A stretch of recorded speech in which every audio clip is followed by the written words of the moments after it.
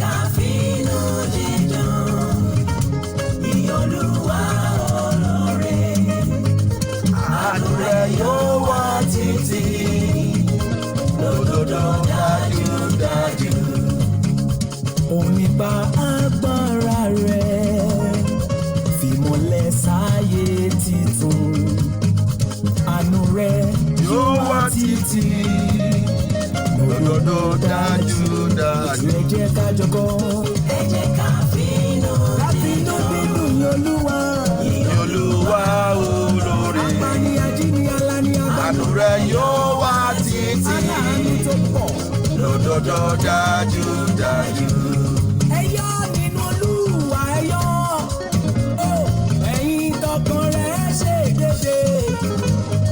Ẹ̀yin tó ti yàn Olúwa. Lè bánú jẹ́ dárò lọ, ẹ bá mi yọ̀. Ẹ yọ̀, ẹ yọ̀, ẹ yọ̀ nínú Olúwa, ẹ yọ̀. Ẹ yọ̀, ẹ yọ̀, ẹ yọ̀ nínú Olúwa, ẹ yọ̀. Bàtà bàjá ìjà rere, bí ọ̀tá fẹ́rẹ̀ borí wa. Ogun Ọlọ́run tẹ̀ kórè o. Nínú àkàdá. Ojú àwọn ọ̀tá ìlọ, ẹ bá mi yọ̀ o. Ẹ yọ̀, ẹ yọ̀, ẹ yọ̀ nínú Olúwa, ẹ yọ̀. Ẹ yọ̀, ẹ yọ̀, ẹ yọ̀ nínú Olúwa, ẹ yọ̀. Ló bá rí bẹ́ẹ̀, àfọ̀bẹ Ọlọ́run lọ́kàn àti lóhùn. Kábíyèsí gba ọpẹ́ wa. Ẹni ìṣòwò yánu. A dá gbogbo ògo padà sí ọ̀dọ̀ rẹ̀. Káráyé yọ sí. Bàbá lọ́mọ wọ̀. Bàbá wa ní ṣíkìní. Òun ló tọ́jú wa. Ó tọ́jú wa lójoojúmọ́. Kábíyèsí Olódùmarè. Ọlọ́run gbogbo ipá àti agbára. Àfihàn ohun ọpẹ́. We return the glory back to your holy name. Àti ẹ̀mí mímọ́. Father, take our glory. Take the adoration. Take the thanks.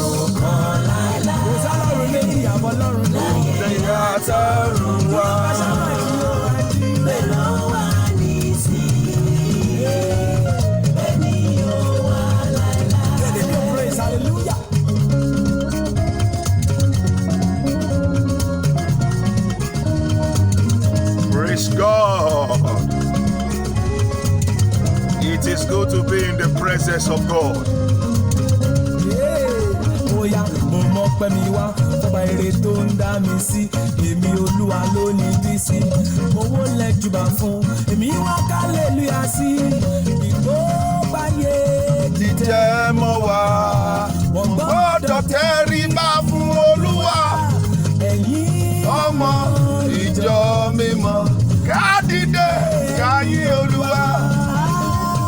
Hallelujah ní orin wa, hallelujah wà nínú ìṣe wa.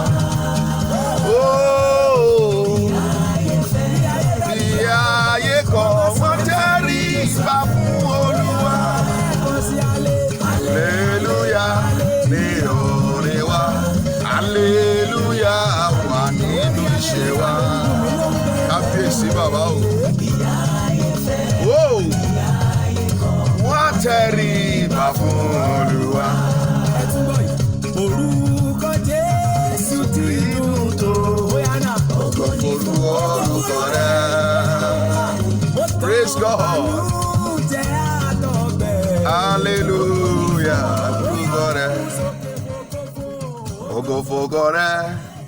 Ògo f'orúkọ rẹ̀. Kí hallelujah. Ògo f'orúkọ Olúwa. Ògo f'orúkọ rẹ̀. Ògo f'orúkọ rẹ̀. Ògo f'orúkọ Olúwa. Mo kí gbogbo ọmọ Ọlọ́run tó ń wò mí. I greet you in the name of the Father and of the Son and of the Holy Spirit. Mo pa ní àṣẹ láàárọ̀ yìí, Ọlọ́run ìgbédìde kó gbé ayé rẹ dìde. Àmín Jésù. Ọlọ́run ìmúpadàbọ̀sípò kó mú ayé ẹ bọ́ sípò. Àmín. Ẹni tó ṣílẹ̀kùn májẹ̀mú àárọ̀ yìí, tó ṣílẹ̀kùn ọjọ́ tòní, lórúkọ Baba Ọmọ àti Ẹ̀mí Mímọ́ kó ṣílẹ̀kùn ire ayé rẹ̀. Àmín Jésù. Májẹ̀mú tó ń tako àwọn ọmọ ológo nínú ilé rẹ látòní lọ, Olúwa bà á jẹ́. Àmín Jésù. I greet you, I welcome you in the name of God. Lórúkọ Jésù Kristi ti Násárẹ́tì, ẹnu ọpẹ́ ò ní kúrò lẹ́nu rẹ̀. Àmín Jésù.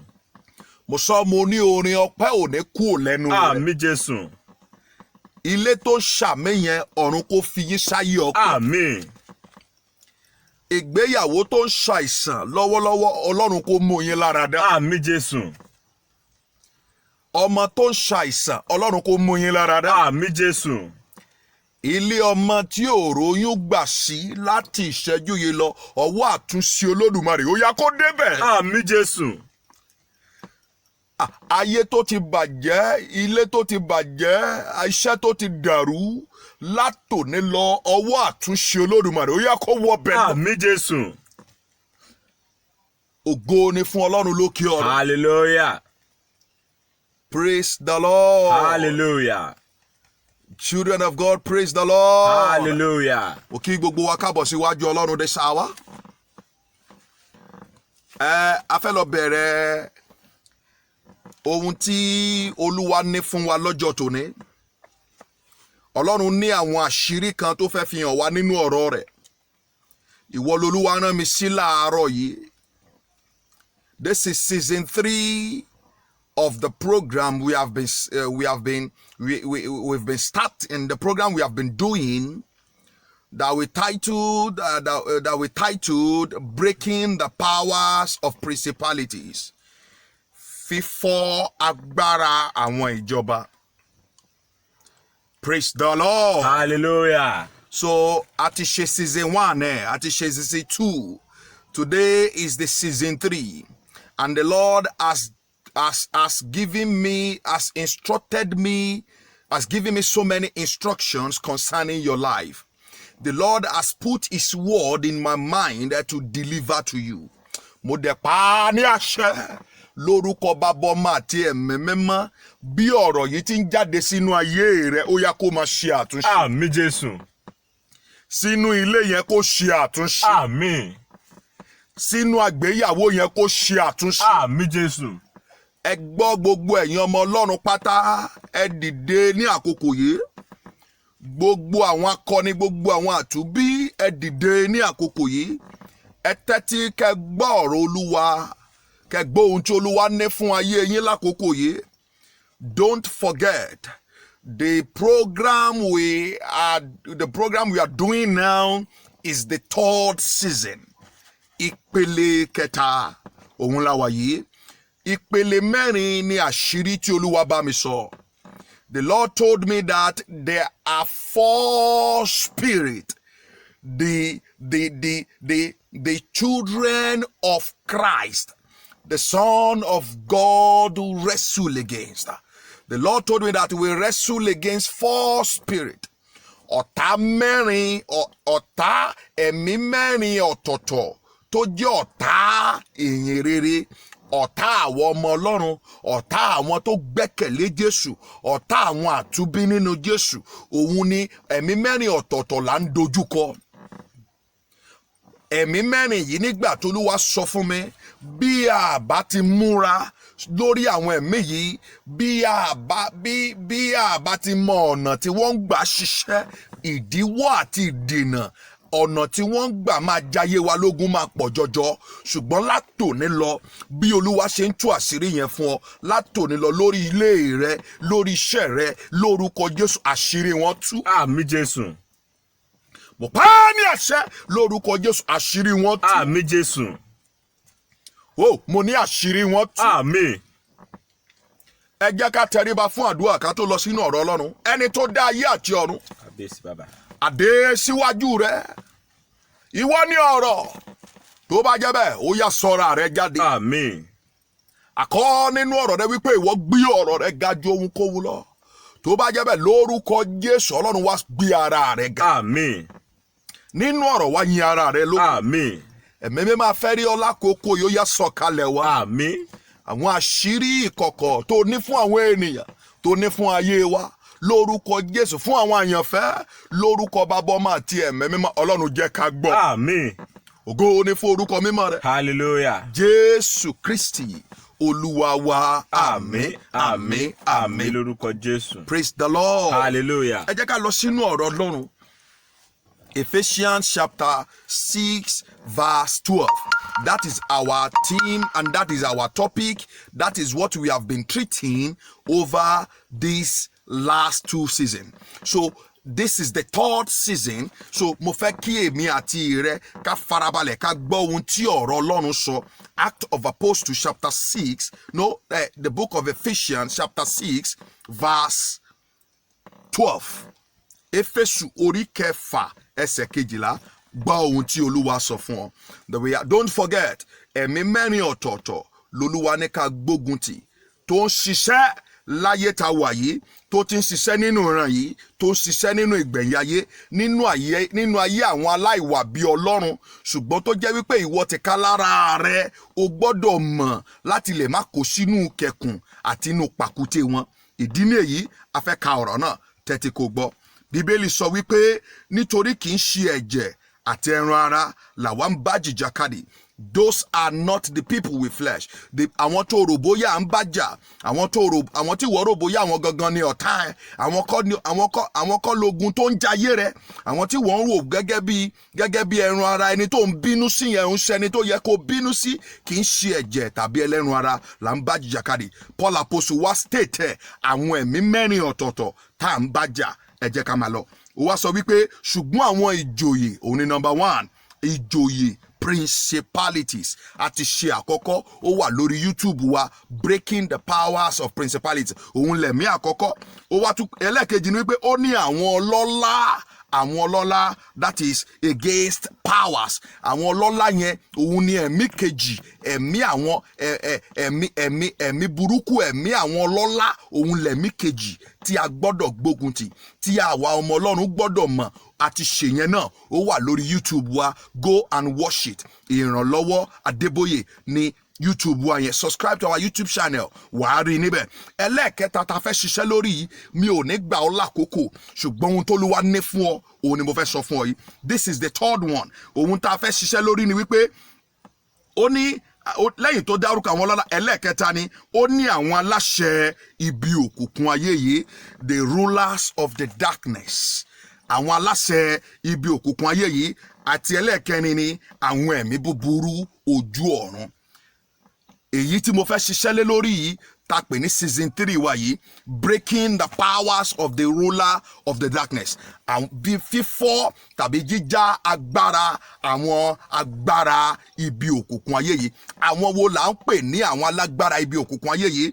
Àwọn aláṣẹ ibi òkùnkùn ayé yìí, àwọn wo là ń pè bẹ́ẹ̀? Iṣẹ́ wo ni wọ́n ń ṣe? Ọ̀nà wo ló ń gbà ń jayé èèyàn lógun? Mo fẹ́ kí èmi àti yín, mo fẹ́ ká máa fi Bíbélì, ká máa fi tú Bíbélì. Ẹ má gbàgbé, Paul the Apostle ló kọ ìwé yìí sí àwọn ará Éfésù, àwọn àtúbí nínú Kristi, àwọn tí wọ́n ti fi ọ̀rọ̀ Ọlọ́run lọ̀, àwọn tó ti kúrò nínú òkùnkùn tó ti bọ́ sínú ìmọ́lẹ̀. Paul Apostle wá fẹ́ kó mọ̀ wípé kì í really ṣe ẹ̀ṣẹ̀ tí wọ́n ń ṣẹ̀ yẹn gangan ni problem, ṣùgbọ́n ó fẹ́ kí wọ́n mọ ohun tó ń dédé fa ẹ̀ṣẹ̀, tó ń dédé fa ìdíwọ́, tó ń ba ìwà mímọ́ jẹ́, tó ń ba ìgbé ayé ẹni jẹ́, tó mú ní wà bí tó mú ní di ọ̀tá sí Ọlọ́run. Paul Apostle fẹ́ jẹ́ ká mọ̀, ló ṣe jẹ́ ká mọ̀ àwọn ẹ̀mí mẹ́rin ní ọ̀tọ̀ọ̀tọ̀ yìí.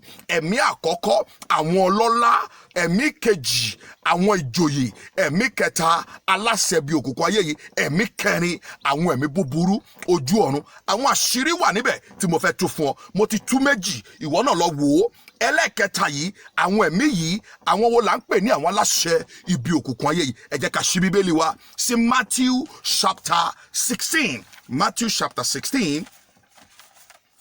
Èmi àti rẹ, mo fẹ́ ká máa wò Matthew chapter 16 verse 13. Mo fẹ́ ká bẹ̀rẹ̀ lórí verse 13 yẹn, máa kà ní Yorùbá again. Nígbà tí Jésù dé Késáríà, ìgbèríko Késárì Fílípì, ó sì bi àwọn ọmọ ẹ̀yìn rẹ̀ léèrè, ta ni ẹ̀yin fi mí pè? fi ọmọ ènìyàn pè, wọ́n sì wí fún pé òmíràn ní Jòhánù Báptísì, òmíràn wípé Elijah, òmíràn wípé Jeremiah tàbí ọ̀kan nínú àwọn wòlíì. Ó sì bi wọ́n léèrè wípé ta ni ẹ̀yin fi mí pè? Símónì Pétérù sì dá ó sì wípé Kristi ọmọ Ọlọ́run alààyè ni ìwọ ń ṣe. Verse 17 tí mo ti fẹ́ dúró fún sáà yìí. Jésù sì dáhùn ó sì wí fún pé alábùkún ni fún ìwọ Símónì ọmọ Jónà, kì í ṣe ẹran ara àti ẹ̀jẹ̀ ló ṣàfihàn èyí hàn ọ́, ṣùgbọ́n bàbá mi tí ń bẹ ní ọ̀run. What a powerful revelation. Paul Apostle dẹ̀ jẹ́ ká mọ̀ wípé kì í ṣe ẹ̀jẹ̀ tàbí ẹran ara là ń bá jìjàkadì. Ìyẹn ni wípé ohun tí Ọlọ́run ń rí, ohun tí Ọlọ́run ń mọ̀, ìyẹn ni pé àwọn ìjòyè yìí náà mọ̀. Ìyẹn ni pé ohun tí Ọlọ́run lè ṣe, àwọn ìjòyè yìí náà lè ṣe. Ohun tí Ọlọ́run fi hàn Pétérù yìí, àwọn ẹ̀mí búburú yìí náà lè fi hàn. Mósè gbé ejò tiẹ̀ sílẹ̀, Fáráò náà gbé ejò tiẹ̀ sílẹ̀, ó sọ ọ̀pá sílẹ̀, rádà Mósè náà sọ ọ̀pá sílẹ̀, Fáráò náà sọ ọ̀pá sílẹ̀, ọ̀pá lọ́jọ́ sọ sílẹ̀ o, ejò dẹ̀ ní méjèèjì jọdì. Ìyẹn ni pé ohun tí Ọlọ́run náà lè ṣe, àwọn náà lè ṣe. Ohun tí Ọlọ́run lè ṣe kì í ṣe ẹ̀jẹ̀ àti ẹran ara ló fi hàn. Paul Apostle ó tún jẹ́ ká mọ̀ wípé àwọn tá à ń bá jà wọn kì í ṣe ẹran ara, wọn kì í ṣe ẹ̀jẹ̀ ènìyàn. Àwọn ẹ̀mí ni ó pè wọ́n, spirit. Má gbàgbé Bíbélì jẹ́ ká mọ̀, when we are studying the word the angelology, Bíbélì jẹ́ ká mọ̀ wípé God is spirit, then the same thing ẹ̀mí òkùnkùn náà tá a pè ní èṣù, it is also spirit.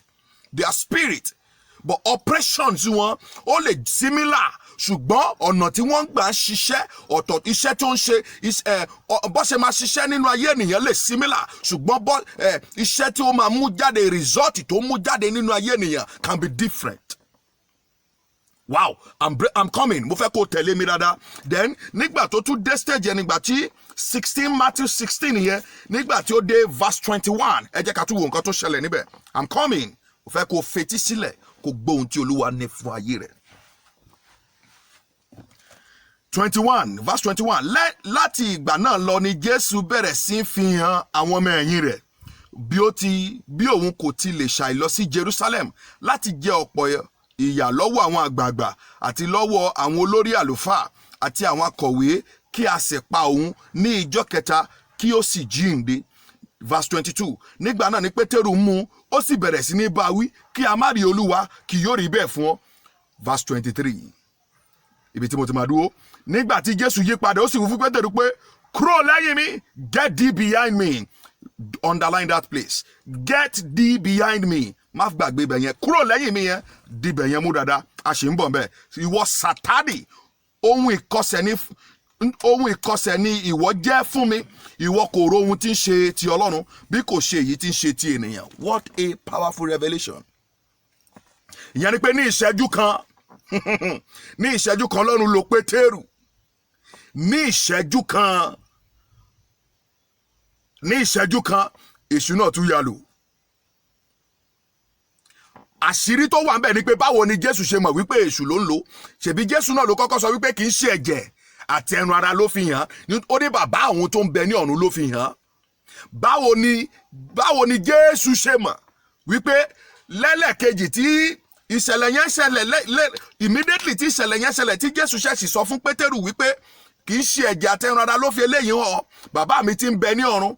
Ẹsẹ̀ yẹn náà ló wá sísàlẹ̀ nígbà tó dé verse 22. Jésù wá bẹ̀rẹ̀ sí ní sọ̀rọ̀ nípa bí òun ṣe máa lọ jìyà, tóun ṣe máa wọ ìjọba ọ̀run, tóun máa kú ní ọjọ́ kẹta, tóun máa jíǹde. Pétérù wá ṣe bẹ̀rẹ̀ sí ní bá wí. Lẹ́yìn tó bẹ̀rẹ̀ sí ní bá wí, Jésù wá sọ wípé kúrò lẹ́yìn mi wọ Sátánì. Ẹsẹ̀kẹsẹ̀ ni Jésù mọ̀ wípé ohun tí Pétérù sọ yẹn ohun ìkọ̀sẹ̀ ló ń jáde lẹ́nu ẹ̀. Àjẹ́bẹ̀ bí òun ò bá tètè bá wí tàbí kóun ó lè kó lẹ́yìn òun, ó ṣeéṣe kó dí ìrìn àjò yẹn lọ́wọ́. Wọ́n dẹ̀jọ́ rìn, wọ́n dẹ̀jọ́ ń lọ. Wọ́n dẹ̀jọ́ ń lọ. Gbọ́ mi dáadáa. Iṣẹ́ tí àwọn aláṣẹ bíi òkùnkùn ayé yìí ń ṣe jẹ́ kí n sọ fún ọ. They can manipulate. Wọ́n lè manipulate iṣẹ́ ènìyàn. Wọ́n lè manipulate ayé ènìyàn. Wọ́n lè manipulate ìgbé ayé ènìyàn. wọ́n á jẹ́ kó rí irọ́ bí òtítọ́. Iṣẹ́ tí àwọn ń ṣe nìyẹn láti lè jẹ́ kí ayé rẹ kó sú ọ, láti lè jẹ́ kí gbogbo ibi tí wọ́n pè ní ọ̀nà láti lè jẹ́ kó di igbó fún ọ, láti lè jẹ́ kí ìṣubú kó rọrùn fún ènìyàn. Gbogbo ohun tó bá ti pè ní èèwọ̀ fún ọ, wọ́n á ṣe débi wípé ìwọ ò ní gbàgbọ́ wípé èèwọ̀ ni. Gbogbo ibi tó bá ti ń sọ òótọ́ fún ọ, òótọ́ ti ń advice ẹ bẹ́tà. Iṣẹ́ tí àwọn ṣe ni wípé wọ́n á jẹ́ kó rí ibẹ̀ yẹn, á jẹ́ kó rí àwọn olórí rẹ bí ọ̀tá rẹ, á jẹ́ kó rí àwọn aláàánú rẹ bí aláfisùn rẹ. Iṣẹ́ tí àwọn ṣe nìyẹn. They manipulate. Wọ́n wà fún ẹ̀tàn jẹ. Àwọn aláṣẹ bí òkùnkùn ayé ni wọ́n máa tàn ni jẹ lọ́pọ̀lọpọ̀. Wọ́n máa tàn yàn jẹ. Wọ́n á jẹ́ kí ènìyàn gbẹ́kẹ̀lé òtítọ́. Báwo lo ṣe fẹ́ wá mọ̀ wọ́n? Báwo lo ṣe fẹ́ kíyèsí? Ó wà nínú wòlíì, ó wà nínú àwọn ajíhìnrere, ó wà nínú olùṣọ́ àgùntàn, ó wà nínú àwọn ọmọdé in celestia, ó wà nínú àwọn àti father in celestia gan. Gbogbo àwọn tó lọ jébì, tó lọ Jerusalem, ẹ̀mí yìí ń ṣiṣẹ́ nínú wọn ṣùgbọ́n torí pé a ò mọ̀. Ó wà nínú ọ̀pọ̀lọpọ̀ àwọn ajíhìnrere, ẹ̀mí yìí ń ṣiṣẹ́ ṣùgbọ́n a ò mọ̀. Manipulating spirit. They can manipulate. Wọ́n lè pe dúdú fún ọ ní funfun, wọ́n lè pe funfun ọ ní dúdú. Á dẹ̀ máa ṣiṣẹ́ tó yẹ kó ṣe. Iṣẹ́ nǹkan tó result tó fẹ́ rí yẹn náà ló máa rí. Ṣùgbọ́n bó o bá tẹ̀lé jìnnà, ìṣubú ló wà ń bẹ̀ fún ọ. Mò ń bọ̀. Ẹ jẹ́ ká lọ sí ìwé Lúùkù. Luke chapter 3.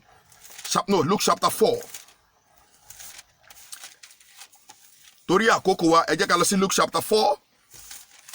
That is the last Bible verse for today. Luke chapter 4. A fẹ́ lọ gbàdúrà mẹ́ta kan. Luke chapter 4 verse 3. Màá bẹ̀rẹ̀ láti 3. Èṣù sì wí fún pé bí ìwọ bá ń ṣe ọmọ Ọlọ́run, pàṣẹ fún òkúta yìí kí ó di àkàrà. Jésù sì dá, ó sì wí pé a ti kọ̀wé rẹ̀ pé ènìyàn kì yóò wà láyé nípa àkàrà nìkan bí kò ṣe nípa gbogbo ọ̀rọ̀ Ọlọ́run. Verse 5. Excuse me. Èṣù sì mú lọ sí orí òkè gíga, ó sì fi gbogbo ilé ọba ayé hàn ní ìṣẹ́jú kan. In a moment of time. Ó fi ilé ọba ayé hàn ní ìṣẹ́jú kan. Ìyẹn ni pé ní ìṣẹ́jú kan, in a twinkle of an eye. Ó fi gbogbo ilé ọba ayé hàn. Ó fi gbogbo ọ̀rọ̀ tó ní hàn. Ó fi ohun gbogbo tó ní hàn. Ó fi gbogbo ògo rẹ̀ hàn. Ó fi ẹwà rẹ̀ hàn. In a twinkle of an eye. Láàrin ìṣẹ́jú kan, wà á ti rẹ́ lómi ó ti dọlọ́rọ̀. Láàrin ìṣẹ́jú kan, ẹlòmíì ti dọlọ́lá. Láàrin ìṣẹ́jú kan, ìgbésẹ̀ wo ló pé? Láàrin ìṣẹ́jú kan, ìjọ yẹn tí ò kún tẹ́lẹ̀ ó ti sáré kún. Láàrin ìṣẹ́jú kan, ìjọ ọlọ́dún kan, ìjọ ọlọ́dún méjì, wọ́n ti ń ka èrò bí 150 population. Láàrin ìṣẹ́jú kan, iṣẹ́ wo ni wọ́n ṣe? Láàrin ìṣẹ́jú kan, mọ́tò tí ọ̀gá mi lò, èmi náà fẹ́ lorú ẹ̀. Láàrin ìṣẹ́jú kan, in a twinkle of an eye, wọ́n dẹ̀ ń gbé láàrin wa, a ò dẹ̀ dá wọn mọ̀. That is the spirit, that is ẹ̀mí àwọn aláṣẹ ibi òkùnkùn ayé yìí ni. They can manipulate. Wọ́n pèrọ fún ẹ lótìtọ́. Ó dẹ̀ ní mà, á dẹ̀ máa jọ òun. Mo fẹ́ kí n máa tẹ máa bá mi bọ̀. Ìgbà tó di verse 6, Èṣù sì wí fún pé ìwọ ni èmi yóò fi gbogbo rẹ̀ fún. Ìwọ ni èmi yóò fi gbogbo agbára yìí àti ògo yìí fún. Gbogbo rẹ̀ ni asá àti fi fún mi. Ẹnikẹ́ni tó bá wù mí lèmi yóò sì fi fún. Verse 7, ǹjẹ́ bí ìwọ bá forí balẹ̀ fún mi, gbogbo rẹ̀ ni èmi yóò fi fún ọ. Verse 8, Jésù sì wí fún pé kúrò lẹ́yìn mi. Ọ̀rọ̀ tó sọ fún Pétérù, òun nìyẹn tí mo sọ pé kò underline. O ní láti lé wọn kúrò lẹ́yìn rẹ ni. Àwọn ènìyàn tó ti gbàdúrà tí Ọlọ́run ò fi hàn ẹ́, àwọn àṣírí ogun tí o mọ̀ pé o rí táwọn èèyàn yẹn dẹ̀ sí ń bẹ níwájú tí ọkàn ẹ̀ ò dẹ̀ túrù sírú ẹni bẹ́ẹ̀, gbọ́ mi dáadáa, o ní láti lé wọn padà kúrò lẹ́yìn rẹ. Èṣù wípé kúrò lẹ́yìn mi. Ohun tó sọ fún Pétérù nìyẹn. Tòró máa wípé Èṣù ti gbé Pétérù wọ̀. Báwo ni ìwọ náà ṣe fẹ́ mọ̀? Bí Jésù ò bá kún nínú ẹ̀mí dáadáa, bí Jésù ò bá sí nínú ẹ̀mí dáadáa, ó ṣeéṣe kó jẹ́ pé àdúrà tí Pétérù ń gbà fún Jésù, ó ṣeéṣe kó fa ìdíwọ́, kó dẹ̀ fa ìdènà fún Jésù olùgbàlà. Ṣùgbọ́n Jésù tètè rìbúkẹ́, Jésù tètè díl, ó tètè lé jìnnà kúrò lẹ́yìn mi. Ìtorí pé wọn kò ro ohun tí ṣe ti Ọlọ́run. Èṣù náà the same thing, ó fi ilé ọba ayé hàn ní ìṣẹ́jú kan. ní ìṣẹ́jú kan, in a twinkle of an eye, ní ìṣẹ́jú kan a ti rí ilé ní ìṣẹ́jú kan a ti rí ìgbéyàwó tó dùn, ní ìṣẹ́jú kan ó dẹ̀ bẹ̀rẹ̀ sí ní dàrú, ní ìṣẹ́jú kan a ti rí ọmọbìnrin jòjòló tó bẹ̀rẹ̀ ayé ẹ̀ dáadáa, ní ìṣẹ́jú kan tó ṣe ìgbéyàwó báyìí gbogbo ìrìn àjò ayé ẹ̀ ó dẹ̀ polúkúlùmùṣu. a ti rí ọkùnrin tó jẹ́ wípé ní ìbẹ̀rẹ̀ pẹ̀pẹ̀ ọjọ́ ayé ẹ̀ ó bẹ̀rẹ̀ dáadáa, ṣùgbọ́n ní ìṣẹ́jú kan tó ṣe ìgbéyàwó ayé ẹ̀ dẹ̀ wálẹ̀, ó dẹ̀ parun ní ìṣẹ́jú kan. á jẹ́ kó máa rí ohun, á jẹ́ kó máa rí iṣẹ́ tí àwọn ṣe ni, wọ́n á jẹ́ kó rí ìgbé ayé ẹ̀ kó rí bí ọ̀nà tó tọ́, wọ́n á jẹ́ kó rí ohun gbogbo, wọ́n á jẹ́ kó rí bí ohun tó ń dán, wọ́n á jẹ́ kó rí bí ọ̀nà rere. gbọ́mdà ní ìṣẹ́jú kan ìran rere tó gbọ́ nígbà míì tó tẹ̀lé, ìjọmọ̀ pé òun ló fi ayé rẹ̀ sínú ogun. ní ìṣẹ́jú kan kò ń ṣe ìran nìkan, ìjọmọ̀ wípé ẹni tó bá rìn yẹn ní ìṣẹ́jú kan ló fi ayé ẹ̀ sínú ìdè. ìwọ mọ̀ wípé ní ìṣẹ́jú kan ilé tó lọ gbà tí ò yẹ kó gbà nítorí pé ọ̀rẹ́ ẹ gbàbẹ̀. ẹlòmíì ní ìṣẹ́jú kan fúláàtì, ẹlòmíì rúmọ̀ pálọ̀ ló yẹ kó sì wá ó, òun náà fẹ́ gba fúláàtì. ẹlòmíì ó sì yẹ kó wà lọ́dọ̀ ọ̀gá ẹ̀ kó máa kọ́ṣẹ́, àná òun náà fẹ́ gbàyè, òun náà fẹ́ dá wà. ní ìṣẹ́jú kan tó gbà báyìí èṣù fi gbogbo ẹ̀ hàn, ó jẹ́ kó mọ̀, ó dùn mọ́, ó ti jadùn ẹ̀, ó dùn mọ́, ó ti rí bí ọ̀nà. nígbà tó wá ṣetán tó tẹ̀lé tó ní ìrìn àjò yẹn lórí wípé kakinobi wàsá, lẹ́yìn ìgbà yẹn kò ṣe padà mọ́, iwájú ò ṣe padà sí, ẹ̀yìn ò ṣe padà sí. irú wọn kò sóhun tó máa ṣe, wọn kò gbà kàmú de give in, wọn dẹ̀ surrender fúnrú ẹ̀mí bẹ́ẹ̀ láti máa lò wọ́n nínú ayé wọn, nínú ọkàn wọn. wọ́n mọ̀ wípé kò ń ṣe ẹ̀mí Ọlọ́run ló ń lò wọ́n nínú ọkàn wọn, mọ̀ wípé kò ń ṣe ẹ̀mí Ọlọ́run. wọ́n mọ̀ wípé ìrìn àjò táwọn rìn yẹn kò ń ṣe déédéé, kò ń ṣe bí Ọlọ́run ti fẹ́. ṣùgbọ́n kí ló fẹ́ ṣe? nítorí pé wọ́n ti rìn iná, so kò sí bó ṣe fẹ́ padà mọ́. ṣùgbọ́n lónìí mo sọ fún ọ, irú àwọn ẹ̀mí báyìí ń ṣiṣẹ́ nínú ayé, ó ń ṣiṣẹ́ lórílẹ̀-èdè, ó ń ṣiṣẹ́ káàkiri, ó ń ṣiṣẹ́ lórílẹ̀-èdè wa lọ́wọ́lọ́wọ́. ṣùgbọ́n báwo ló ṣe fẹ́ dá wọn mọ̀? bí o bá sí nínú ẹ̀mí, bí o bá kún dáadáa pẹ̀lú Ọlọ́run, bí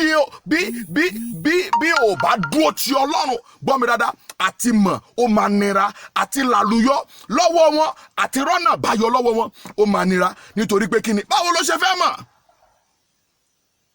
àdúrà mi sí ọ ni wípé látòní lọ, bí Olúwa ti ń bẹ tí ẹ̀mí rẹ̀ sì ń bẹ, ìrọ̀rùn ó dé bá ayé rẹ̀. àmín Jésù. gbogbo iṣẹ́ wọn tí wọ́n ti ṣe, gbogbo ìdè wọn nínú ayé rẹ̀, Olúwa bà á jẹ́. àmín. sàmì dáadáa, Olúwa bà á jẹ́. àmín.